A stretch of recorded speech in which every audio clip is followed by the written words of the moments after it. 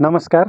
शनिबारको आजको यो बिहानीको बसी बिहालोमा सम्माननीय पूर्व प्रधानमन्त्री केपी शर्मा ओलीजीप्रति अनुरोधपूर्ण टिप्पणी राख्न चाहन्छु। सम्माननीय पूर्व प्रधानमन्त्री एवं नेकपा एमालेका अध्यक्ष केपी शर्मा ओलीका कतिपय क्षमताहरूको म चाहिँ खुला प्रशंसक हुँ, तर उहाँका पछिल्ला मान्यता, दृष्टिकोण र व्यवहारले चाहिँ मलाई साँच्चै अत्याइरहेको छ। मलाई यति बेला लागिरहेको छ केपी शर्मा ओलीलाई यो देशले दिन चाहिँ अब के बाँकी छ र? चार पटक प्रधानमन्त्री बनायो यो देशले। 2 महिना अगाडिसम्म 2/3 सर्वशक्तिशाली प्राइम मिनिस्टर हुनुहुन्थ्यो। अहिलेकै संविधान अनुसार ओली जत्तिकै सर्वशक्तिशाली प्राइम मिनिस्टर मलाई लाग्छ सायद अर्को कोही व्यक्ति हुन सक्दछ नेपालमा। त्यसैले म सोच्छु ओलीको हृदयमा अझ के कुराको तृष्णा होला। तर स्वाभाविक पनि हो, एकजना राजनीतिज्ञमा तृष्णाको कुनै सीमा नहुन सक्दछ, यो सैद्धान्तिक कुरा हो। तर त्योभन्दा महत्त्वपूर्ण कुरा भनेको परिस्थिति हो। एमाले त्यस्तो पार्टी हो जसले जबजगा माध्यमबाट कम्युनिस्ट पार्टीले लोकतान्त्रिक व्यवस्था मार्फत, संसदीय प्रतिस्पर्धाका मार्फत राष्ट्रलाई समृद्धिको मार्गमा डोर्याउन सक्छ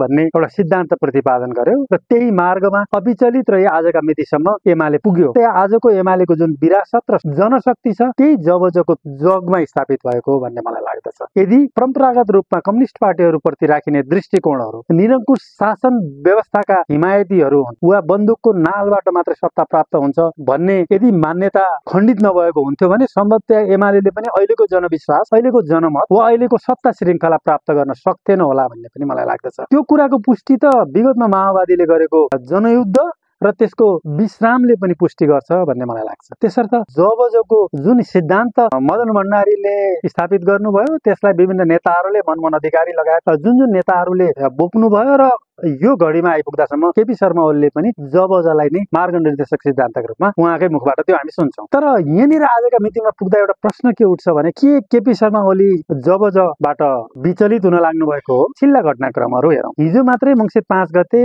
ओलीले विगतको युथ फोर्स भन्दा पनि आक्रामक रूपमा परिचालन हुने गरी नेसनल भोलिन्टियर फोर्स गठन गर्नुभयो। नेसनल भोलिन्टियर फोर्सको गठनको जुन पृष्ठभूमि छ र जुन ओलीले यसको उद्घोष जे गर्नु भएको छ, जे उद्देश्यका लागि यो गठन गरियो भन्नुभएको छ, के त्यो नेसनल भोलिन्टियर फोर्सले अहिलेको नेपालले चाहेको शान्ति स्थापनाको मार्गमा टेवा पुर्याउँछ होला? प्रश्न यहाँनिर छ जस्तो लाग्छ। मलाई लाग्छ यो देशले कुनै पनि अब मुठभेड चाहँदैन, चाहने मात्रै होइन खेप्नै सक्दैन भन्ने मलाई लाग्छ। न त यो समयको माग नै हो क्या, समयले मागिरहेको त अहिले शान्तिको कुरा हो। शान्ति स्थापनाका गतिविधिहरू हुन्। नेपालका पोलिटिकल पार्टीहरूका बीचमा एउटा साझा मत निर्माणको आजको आवश्यकता हो भन्ने लाग्छ मलाई। विगतको युथ फोर्स जुन गठन भएको थियो त्यसलाई एमाले स्वयंले नै यो एमालेको मार्गनिर्देशक सिद्धान्तको बर्खिलाफमा छ भनेर एमाले स्वयंले विघटन गरे पृष्ठभूमि हो।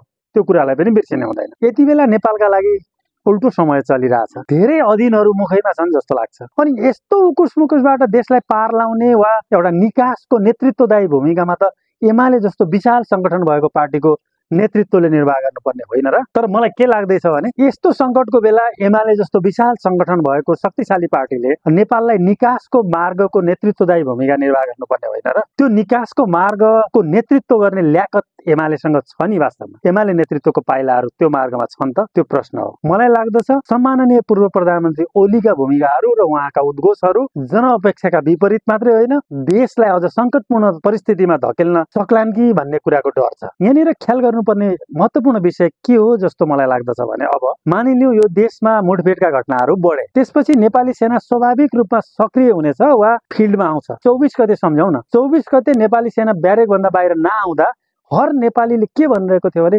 नेपाली सेना के हेरिरहेको छ, ऊ तुरुन्त फिल्डमा आउनु पर्दैन। हर नेपालीले आकांक्षा राखिरहेको थिए, अझ भनौँ गुहारी राखेका थिए। यदि देश मुठभेडमा गयो भने राष्ट्रको अन्तिम शक्ति नेपाली सेनाप्रति नै मान्छेको आकांक्षा र आशा केन्द्रित हुन पुग्नेछ। त्यसो हुँदा स्वाभाविक रूपमा नेपाली सेना फिल्डमा आउनेछ। अब मानौँ नेपाली सेना फिल्डमा आयो र कथम कदाचित वा दुर्भाग्यवश नेपाल शान्तिको लयमा फर्किन सकेन भने के हुन्छ? मलाई लाग्छ त्यस अवस्थामा युएनको आवरणमा विदेशी सेना नेपालमा आउनबाट कसैले रोक्न सक्दैन। खतरा यहाँनिरै हो सर, सबैभन्दा बढी यहाँनिर सम्माननीय पूर्व प्रधानमन्त्री ओलीजीप्रति यति धेरै अपेक्षाहरू राखिरहँदा यहाँनिर 2063-64 को एउटा पृष्ठभूमि स्मरण गर्नु सान्दर्भिक होला। 2063-64 सम्म नेपाली राजनीतिमा गिरिजाप्रसाद कोइराला सर्वशक्तिमान व्यक्ति हुनुहुन्थ्यो, राजनीतिज्ञ हुनुहुन्थ्यो। शक्तिमा रहिरहने लालसा कायम गरेको भए उहाँले त्यो सङ्कटलाई धकेल्न सक्ने पनि स्थिति थियो। तर उहाँले आफूमा भएको पावर माओवादीलाई सेयरिङ गर्न तयार हुनुभयो, माओवादीलाई भाग दिनुभयो, शान्ति प्रक्रियामा ल्याउनु भयो माओवादीलाई। अर्को उदाहरण पनि सम्झ्यौ न यहाँनिर है, तत्कालीन अवस्थामा ज्ञानेन्द्र राजासँग के शक्ति नै नभएको हो र?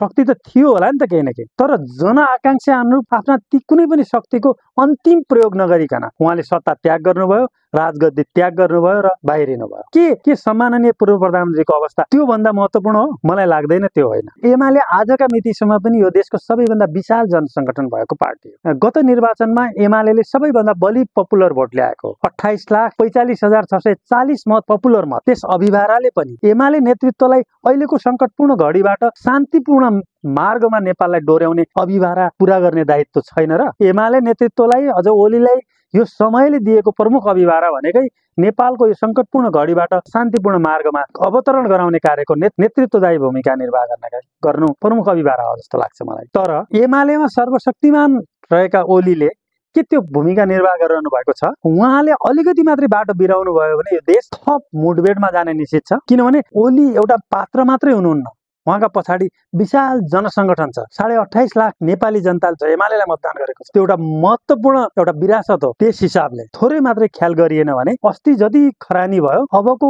हुन्डरीले त्यो खरानी पनि राख्ने अवस्था बन्दैन नेपालको। ख्याल गर्नुपर्ने मामला त्यहाँ हो जस्तो मलाई लाग्छ। त्यसैले अनुरोध गर्नुपर्ने विषय के चाहिँ हो भने सम्माननीय पूर्व प्रधानमन्त्री ओली फर्किनुहोस्, एउटा शान्ति दूतका रूपमा सगरमाथाको उचाइका रूपमा आफूलाई स्थापित गर्नु। यसैमा तपाईँ स्वयंको भलो छ र आम नेपालीको भलो छ। हस्, धन्यवाद।